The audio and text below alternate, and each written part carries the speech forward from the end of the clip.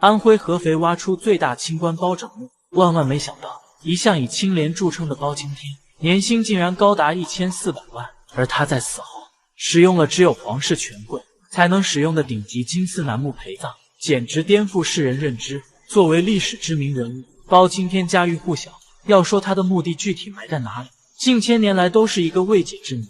但这次专家意外发现红色血棺，彻底颠覆他清廉的一面。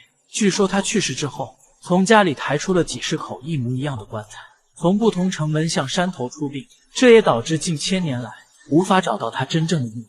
而安徽出土的金丝楠木棺材中，就肯定是一身清廉的包拯吧。但后人怎么也不相信包青天是多么富有，就连第一贪官和珅在死后都未曾用上的金丝楠木棺材被他压在身下。今天就跟着小编一同看看清官包拯多富有。眼前被挖机缓慢托起，就是包拯的金丝楠木。古墓虽在地下千年，但表面流光溢彩，散发着耀眼光芒，而里面奢华的陪葬品也震惊了在场人员。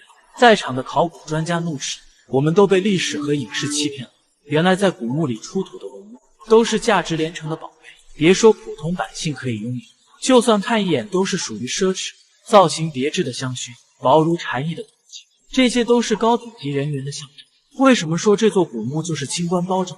原来古墓开挖没多久，一块刻满文字的墓志被专家找到，墓志铭上清楚地记载了包拯生平事迹以及离世时间等信息。包拯死于公元1062年7月3日，北宋名臣包拯享年63岁离世。他虽为官25年，但却用25年时间从一个小县令升至副相，可以说是一路都平步青云。要知道副相的级别相当于现在的副总理，主要分管国防工作和国家财政工作，也相当于财政部长和纪检部长的级别。他并不像大家所说的那样而是一个7尺男儿的白面书生，一生娶了3个妻子，留下2个儿子和2个女儿，其中长子很早就过世，不得已他在53岁时又生下了一个小儿子，小儿子还未成年他便去世。由于在朝为官得罪了很多官员，不得已死后便让家人东躲西藏，躲避他人谋害，而他被后人说的清贫更是无稽之谈。包拯家的良田就有2000多亩，有180个足球场那么大，不但身价过亿，就连死后用的棺材都是价值连城的金丝楠木。那他哪里来的这些钱呢？作为一个清廉官员，大家想想就明白。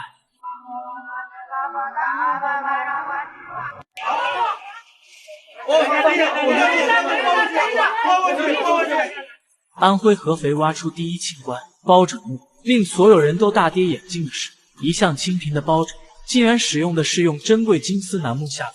而如果在古代算富豪排行榜的话，包拯绝对可以算是3甲之一。历史上不是说包拯是第一清官，那为什么现在发现古墓又使用金丝楠，而且身价过亿？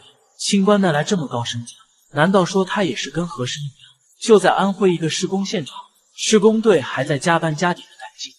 就在这时，有人大叫，就在刚刚他一铲子下去，挖出了一个类似棺材的东西。工友们立即赶过去查看，这一看不得了，原来真是挖到古墓了。得到消息的考古人员对古墓展开抢救性挖掘，令专家怎么也不敢相信，原来这副棺材保存完好，还是价值连城的金丝楠木。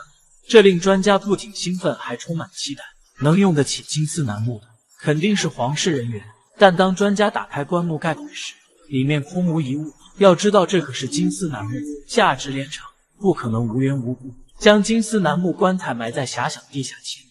就在专家感到迟疑的时候，附近的村民得到消息，也纷纷赶来看热闹。大家七嘴八舌，有人说是挖到包拯墓，也有说是挖到北宋皇室墓。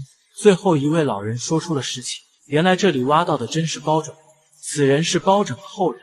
据介绍，听老辈说，包拯就埋在附近，一边埋的是空棺材，另一边是他的尸身。为了探明真相，考古队在附近1公里范围内搜索，终于在一旁的稻田里发现了10几座古墓，看来是一个家族墓，而包拯的尸骨也在其中。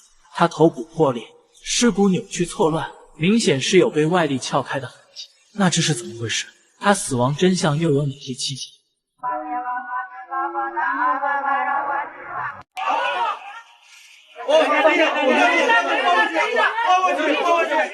安徽合肥专家挖到第一清官包拯古墓是一口珍贵的血红色金丝楠木，这口红色血棺通体油亮质地均匀，上面雕刻着精美的彩绘，里面的陪葬品也是无比珍贵。可以说，这完全不符合清官的人设。不是说包拯是清官吗？为何他会使用金丝楠木下葬？而在古墓附近也发现了他的墓志铭，这也毋庸置疑，再也不用争议包拯墓是在河南还是在安徽。但古墓十分蹊跷，金丝楠木里面并没有包拯的尸身，而是一具空棺。就是这座空墓将带给大家一个全新的认知，也将颠覆你对金钱与权贵的认识，势必揭开一段封存千年秘密。包拯39岁开始为官，直到63岁离世。而在39岁之前，包拯曾考取过公务。他在为官期间，因为父亲重病身亡，辞官回家守孝3年后，再一次东山再起。之后便是一路走到了监察御史。为官期间得罪了不少人，在不远处的稻田果真找到了包拯墓尸骨，但这些尸骨凌乱不堪，头骨还有被后人敲碎的裂痕。那么包拯的死因真是被人所害，头骨碎裂是何人所为？经过老人介绍，包拯死后，为了不被仇家找上门，家人特意抬出了21口棺材，从7个不同城门抬出。这样做的目的就是疑惑那些仇家。而就在金兵入侵的时候，家人再一次转移尸骨，也就有了尸骨和棺椁分开埋的现象。而尸骨在短时间运输途中也遭到不同程度的损坏。至于清官为什么能使用金丝楠木，这就要说到包拯得到了皇帝的赏识。收到包拯死后的消息，也是休假1天，让全国上下披麻戴孝，最后还赐给包大人一副金丝楠木棺材。至于包拯为什么会有那么多的田产，也是他个人工作收入和福利待遇